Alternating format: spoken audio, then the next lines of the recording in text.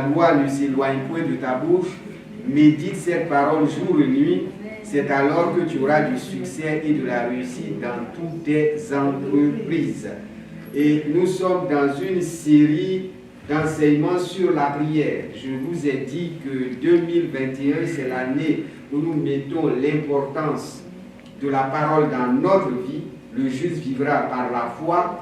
Et Jésus a dit, l'homme ne vivra pas de pain seulement, mais de toute parole qui sort de la bouche de Dieu. Mais en plus de la parole de Dieu, nous devons être des hommes et des femmes de prière. Nous devons prier, continuellement prier. Et c'est pour cette raison qu'en février, pas le dimanche prochain, le deuxième dimanche de février, nous allons prendre ce dimanche-là pour jeûner et prier. Nous allons publier un jeûne à l'Éternel, une sainte convocation, comme cela est dit dans le prophète Joël. Publier un jeûne en Sion, publier un jeûne à Bridgeport, publier un jeûne en Connecticut, donner une convocation solennelle au peuple de Dieu, pour que pendant 24 heures, nous puissions nous priver du manger. Ceux qui peuvent se priver du boire, c'est une bonne chose, mais si vous ne pouvez pas vous privez de boire, vous buvez de l'eau, ou vous buvez des thés, etc. Donc samedi soir, après votre repas de samedi soir, si vous avez mangé à 6 heures, eh bien le dimanche, c'est à 6 heures ou à 18 heures que vous prenez votre repas pour rompre le jeûne. Ok?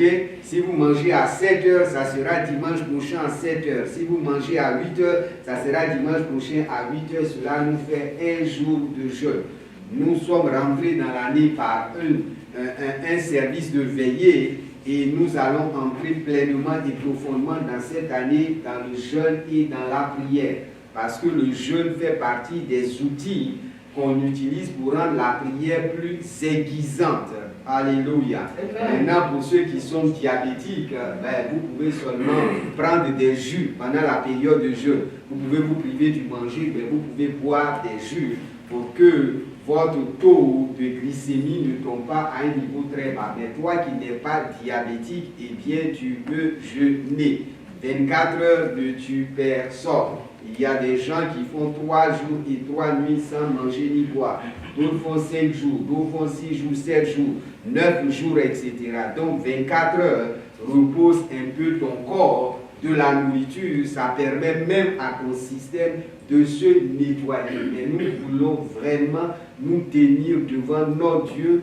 Venez ce dimanche-là, le deuxième dimanche du mois, avec vos différents sujets de prière. Vous pouvez écrire les sujets de prière sur un bout de papier. Eh bien, vous me le donnez et nous allons prier pour cela. Les sujets de prière collectifs et les sujets de prière personnels. Parce que nous voulons que la main de Dieu se déploie, la main de Dieu se manifeste dans nos vies. Voilà, comme je vous le dis, prier, ce n'est pas seulement prononcer des paroles, mais c'est demander des choses à Dieu et d'être exaucé quand nous demandons à Dieu. La Bible dit, demandez et vous recevrez.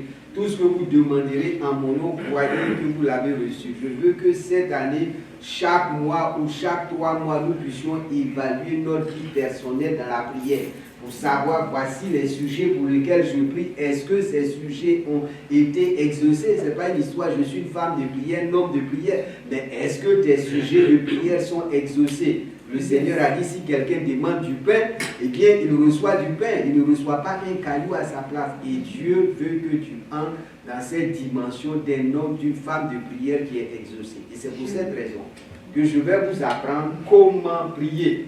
Et cela se trouve dans le manuel de la prière. Le meilleur manuel de la prière, c'est la Bible, c'est la parole de Dieu. Et partout dans le monde, la façon dont Dieu a créé l'homme, a conçu l'homme, Dieu a créé l'homme pour que l'homme soit capable de prier. Partout où vous irez sur les continents, vous allez trouver des hommes et des femmes qui prient. C'est vrai que tous ne prient pas le seul vrai Dieu, mais que vous allez chez les hindous, que vous allez chez les animistes, les confucius, tous ces gens-là, ils crient à un être suprême et supérieur. Pourquoi? Parce que lorsque Dieu a créé l'homme, il a créé l'homme pour qu'il soit en communion avec l'homme. Et le moyen pour toi et pour moi d'être en communion avec Dieu, d'être en communion avec notre Créateur, c'est par la prière. La prière est la meilleure voie pour entrer en communion avec Dieu. Dieu a créé l'homme pour que l'homme prie. La prière, c'est la respiration spirituelle de l'homme. Si tu as été créé à l'image de Dieu, ton Dieu te donne la capacité et le moyen à travers la prière de prier. Mais Dieu veut que tu saches prier. Dieu veut que tu saches prier. C'est pour cette raison que nous allons nous rendre dans l'évangile de Luc au chapitre 11, le verset 1. Et ensuite, notre texte de base sera dans Matthieu en chapitre 6 et nous ferons des incursions dans d'autres passages bibliques. Luc chapitre 11 verset 1. Luc chapitre 11 verset 1. Jésus priait un jour en un certain lieu. Lorsqu'il eut achevé, un de ses disciples lui dit, « Seigneur, enseigne-nous à prier. » Le thème de mon message et de la série des messages que je vais adresser, c'est « Seigneur, enseigne-nous à prier. » On peut dire « Seigneur, apprends-moi à prier. » C'est bizarre. Les disciples étaient des juifs. Et tout juif sait prier. Tout juif, dès son enfance, a été enseigné à crier au Dieu d'Abraham, d'Isaac et de Jacob. Donc ces juifs-là priaient. Et les disciples qui suivaient Jésus aussi priaient. Mais un jour, le Seigneur s'est mis à prier le Père. Et quand il a terminé sa prière, les disciples ont dit, nous on prie toujours. Nos parents nous ont appris à prier.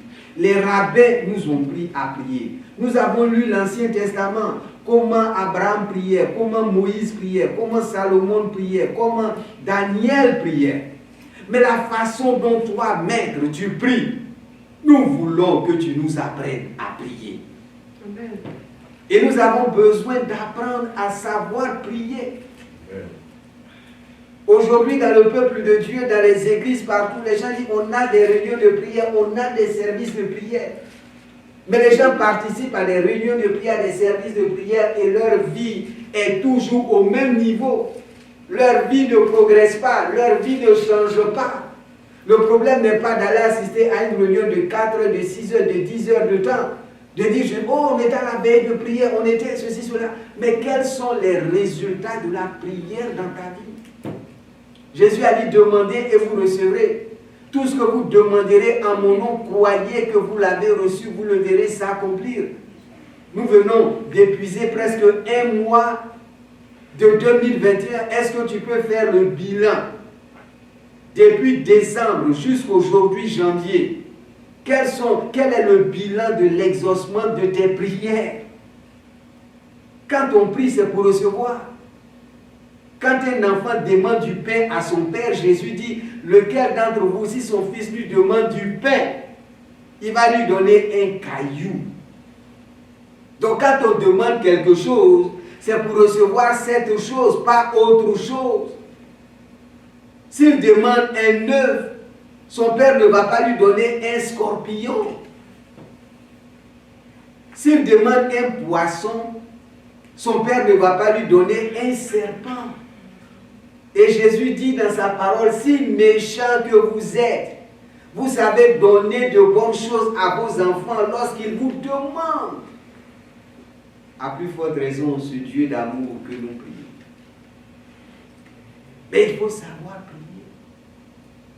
Et Jésus lui-même, à travers sa parole, va nous conduire sur le comment prier.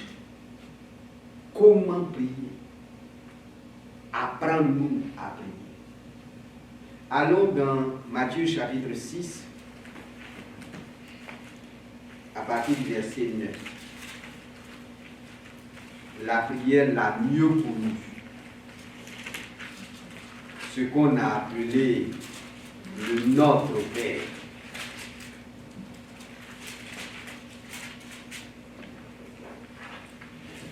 Matthieu chapitre 6, à partir du verset 9 au verset 13.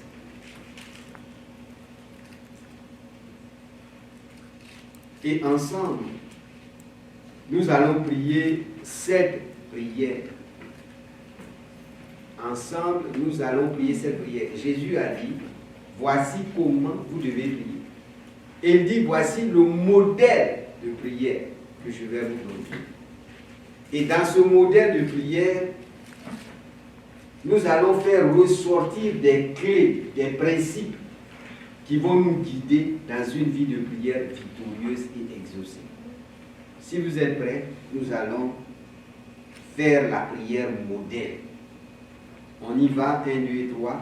Notre Père qui es aux cieux, que ton nom soit sanctifié, que ton règne vienne, que ta volonté soit faite sur la terre comme au ciel. Donne-nous aujourd'hui notre pain quotidien. Pardonne-nous nos offenses, comme nous aussi nous pardonnons à ceux qui nous ont offensés. Ne nous induis pas en tentation, mais délivre-nous du malin, car c'est à toi qu'appartiennent dans tous les siècles le règne, la puissance et la gloire. Amen. Combien de personnes dans le monde n'ont pas prononcé cette prière des milliers de fois dans leur existence? Il y a des groupes religieux, avant de commencer leur service, eh bien, ils font cette prière. Ils terminent leur service, ils font cette prière. Mais cette prière est un modèle. C'est le chemin de s'adresser à Dieu. Et dans cette prière, il y a plusieurs vérités. On pourra dégager au moins 10 grandes vérités dans cette prière. Une prière très courte, mais très riche. Parce que Dieu t'a créé pour que tu sois un être qui prie. La prière, c'est un moment où un homme, une femme, ou un groupe d'individus s'adresse à Dieu, leur Créateur.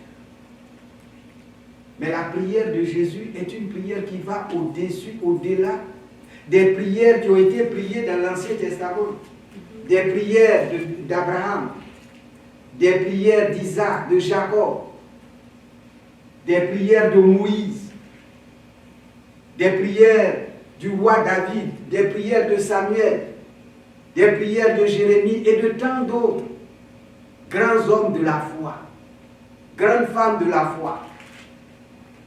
La prière que Jésus nous donne comme modèle commence. Notre Père. C'est la première fois dans la parole de Dieu qu'un homme dans la prière s'adresse à Dieu, son Créateur, comme son Père. C'est la différence entre les autres prières et la prière que Jésus va donner comme modèle à ses disciples. La prière, c'est une rencontre, c'est un dialogue, c'est une communication, c'est un fellowship, comme on le dit en anglais, entre un père et son enfant. C'est d'abord ça. La prière, ce n'est pas autre chose sous la grâce et la nouvelle alliance. La prière, c'est un moment, un rendez-vous qu'un père et son enfant se donnent. Notre Père. Ce n'est pas le père de quelqu'un. C'est mon Père, c'est ton Père, c'est notre Père. Et s'il est notre Père, quelle est la nature de ce Père? Jean 3,16 nous dit, et confessez Jean 3,16 avec moi. Que dit Jean 3,16? Car Dieu a tant aimé le monde. On s'arrête là. Car Dieu a fait quoi? Il a tant aimé le monde. Est-ce que vous faites partie du monde ou pas? Donc le Père à qui vous allez vous adresser, que nous nous adressons dans la prière, c'est un Père d'amour. N'oubliez jamais cette nature de Dieu.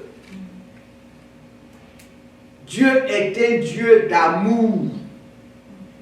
Ça change tout.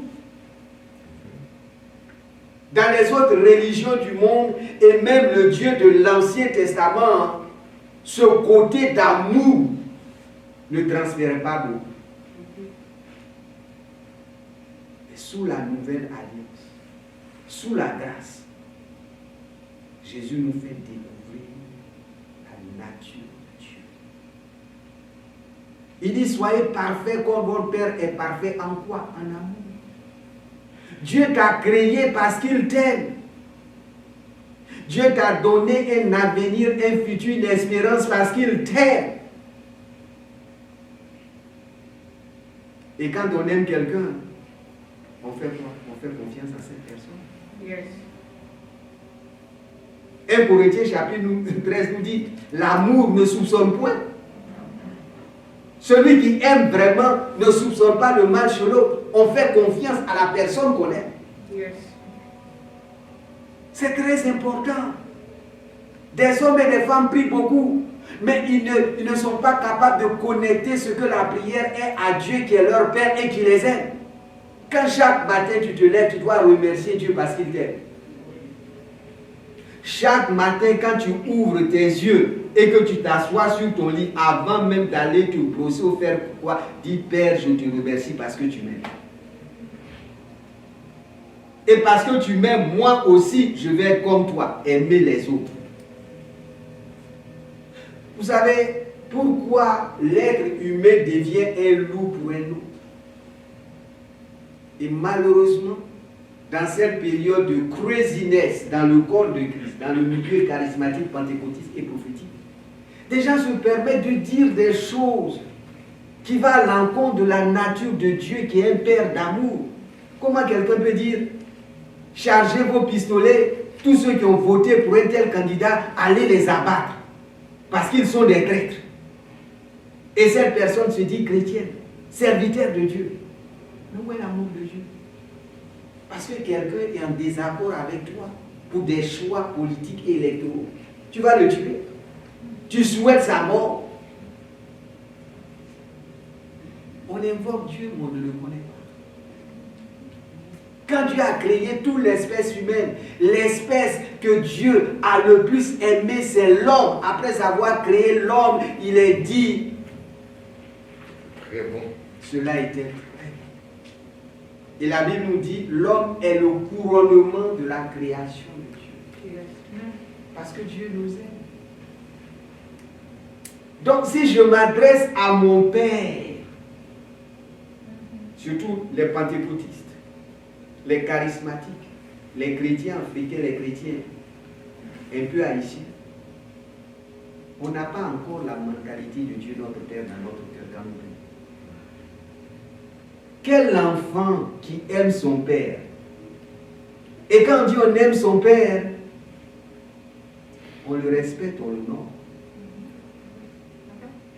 Quel enfant qui va venir devant son père avec lequel il a une conversation et puis se met à crier alors que son père est assis à côté de lui? La dernière fois que j'ai vérifié, Dieu n'est pas sourd. Puisqu'il dit mon oreille n'est pas trop dure pour entendre vos prières. Pourquoi quand tu es seul avec ton Dieu, tu cries quand tu pries? Il est où? Ton Père est là. Jésus dit, je suis avec vous tous les jours jusqu'à la fin du monde. Il est avec nous. Pourquoi tu cries? Tu as eu l'impression que Dieu est trop loin. Alors qu'il est à côté de toi, il est en toi. Comme un enfant normal dans une famille normale, quand cet enfant s'adresse à son père, il ne crie pas, il ne hurle pas, il ne transpire pas, il ne tombe pas en transe. Ce qu'elle a fait, les gens prient, tombent, l'esprit est sur moi. L'esprit n'est pas sur toi, ce sont tes émotions qui te prennent. Tu es en train de parler à ton père. Vous pensez que la puissance se trouve dans la force de la voix. Vous avez reçu une puissance, le Saint-Esprit, il n'est pas dit, vous avez reçu une puissance, votre voix. Il y a des gens qui ont des voix fortes. Alors je ne vous dis pas de parler en voix basse. Si en temps normal, lorsque vous parlez, votre voix est forte. Mais pourquoi toi qui as une voix fluide, une voix douce, tu veux imiter les autres qui crient, qui vous dit qu'il y a la puissance dedans? Il y a des gens qui pensent qu'un homme de Dieu prie pour eux, s'il n'a pas crié, s'il n'a pas vu l'audio, il n'y a pas de puissance dans sa vie. Notre Père qui est aux cieux, tu t'adresses à ton Père. Avec respect, avec dévotion, mais qui t'aime. Pourquoi tu cries? Il t'aime. Et toi, dans la prière, tu veux montrer à Dieu que tu l'aimes. Tu aimeras l'Éternel, ton Dieu, de toute ta force, de toute ta pensée. Donc la prière, je prends un rendez-vous avec Dieu parce que j'aime être avec mon Père. Le grand danger aujourd'hui, c'est que beaucoup de chrétiens viennent de familles dysfonctionnelles. Beaucoup de personnes sont venues à Christ venant de familles où il n'y avait pas un cadre d'amour, de sécurité, de confort. Ils ont vécu dans une famille où le père était lointain, était distant. Même s'il était présent physiquement, mais il n'a pas manifesté les émotions, les sentiments d'un père qui aime son enfant ou ses enfants. Et ce chrétien qui a grandi a toujours cette image du père lointain, du père dur, du père difficile, qu'il faut supplier, qu'il faut amadouer pour avoir le minimum dont nous avons besoin dans la vie. Et quand nous venons dans le Seigneur, quand on dit même notre Père, il y a certains, le mot Père là même, ça déclenche quelque chose de négatif. C'est normal que la façon dont on s'adresse à Dieu est déformée. Dieu n'a rien à voir avec ton Père terrestre. Parce que Dieu, c'est le meilleur papa. C'est le papa parfait qui a toutes les bonnes qualités qu'un père doit avoir. Et c'est à ce Dieu que tu t'approches. Que tu viens d'une famille où tu as été abusé, écrasé et terrorisé. Ce Dieu qui est devenu ton Père. Quand tu dis Dieu, c'est ton Créateur. Mais il ne reste pas seulement ton Créateur, il veut être ton Père. Quelqu'un qui t'aime, qui te chérit. Tu as de la valeur, tu as du prix devant lui. C'est pour ça qu'on ne prophétise plus sous la grâce comme dans l'Ancien Testament. Dans l'Ancien Testament, lorsque les prophètes parlent, c'est pour terroriser, c'est pour effrayer, ainsi parle l'Éternel. Non, nous sommes sous la grâce. Dieu nous révèle son cœur de Père. Et c'est ce que Jésus est venu nous montrer, nous révéler le cœur du Père, qui est un cœur d'amour, de compassion, de bonté, caring. C'est ça ton Dieu. Mais ce n'est pas un Dieu limité, il est illimité. Nos enfants, lorsqu'ils s'approchent de nous, nous sommes limités. Il y a des demandes que les enfants nous adressent. Nous ne pouvons pas maintenant. Parce que le péché n'est pas encore arrivé. Ou peut-être qu'il faut 2 ou 3 péchés pour pouvoir résoudre ce problème. Mais Dieu a des richesses et des ressources illimitées. Ton Père terrestre est limité, matériellement, financièrement. Mais ton Père qui est dans les cieux n'est pas limité. C'est pour cette raison qu'il dit dans Philippiens chapitre 4 verset 19, mon Dieu, et je peux ajouter mon Père céleste, pourvoira à tous mes besoins. Tous mes besoins. Pourquoi? Parce qu'il est riche et il est glorieux. Il faut que cela soit d'abord établi. Que lorsque je prie, je m'adresse à mon Père. Et ce Père m'aime. Ce Père n'est pas limité. Il a des ressources illimitées, des richesses illimitées, et qu'il met à la disposition de ses enfants pour leur propre bonheur. Notre Père. Que ce dimanche, le cœur du Père se révèle à toi. Dans tes moments de prière, dis Père, révèle-moi ton cœur d'amour. Donne-moi d'avoir cette relation avec ton amour. Il lit souvent 1 Corinthiens chapitre 13 pour savoir ce que c'est que l'amour de Dieu. 1 Corinthiens chapitre 13 chapitres, verset 1 au verset 13. 13 versets forts sur ce que c'est que l'amour de Dieu. Et c'est pour cette raison, quand Dieu veut que nous soyons parfaits comme lui, il nous donne Galates chapitre 5 verset 22. Et dans Galates 5 verset 22, il nous a dit, oh, le fruit de l'esprit, ça commence par quoi? L'amour. Et dans 1 Corinthiens chapitre 13, il est dit, maintenant il y a 3 choses qui vont demeurer éternellement. Quelles sont ces 3 choses? la foi, l'espérance et l'amour. Et la plus grande de toutes ces choses, c'est quoi? L'amour. Et Proverbe nous dit que l'amour est plus fort que la mort. Waouh! La mort que nous tous nous redoutons. Proverbe nous dit l'amour est plus fort que la mort. Mais c'est l'amour qui a permis à Dieu de ressusciter Jésus-Christ d'entre les morts, de vaincre la mort. C'est ça l'amour. La mort a un commencement, la mort a une fin. Mais l'amour est éternel. Parce que Dieu est éternel et Dieu est amour. La mort a un commencement, la mort a une fin. Lorsque Dieu a créé l'homme et la femme, ils ne devaient pas mourir. C'est après 800 combien d'années ou 900 qu'ils sont morts. Et c'est là que la mort a commencé. Mais à la fin de l'Apocalypse, qui nous a dit, la mort et le séjour des morts ont été jetés dans l'étang ardent de feu. Ô mort, où est ton aiguillon? La mort prendra fin, mais la mort ne prendra jamais fin. Et c'est ce que nous devons cultiver en nous. Et n'importe qui peut cultiver cela. Et on n'a jamais fini d'aimer. On n'arrive pas à un stade où on a un doctorat en amour et puis c'est fini. Chaque jour que Dieu nous donne, il veut que nous soyons comme lui, nous aimant les uns et les autres. Parce que l'amour, c'est une qualité que Satan ne peut pas imiter. Notre Père, qui es aux cieux, que ton nom soit sanctifié. C'est mon Père, je parle avec lui, je lui fais confiance, je l'aime, il m'aime. Mais ce Père est où? Il dit qu'il est aux cieux. C'est là le problème de certains. Quand la Bible parle des cieux, il ne s'agit pas d'une location physique. Il s'agit d'une réalité spirituelle. Yes. Ça veut dire tout simplement mon Père qui est dans le monde spirituel. Dieu est esprit. Et je vais par la prière rentrer dans le monde spirituel par le moyen de la foi. Tu ne vois pas Dieu quand tu le pries. Ton Père physique, quand tu parles avec lui, tu le vois. Mais celui avec qui tu vas converser, dialoguer, tu ne le vois pas.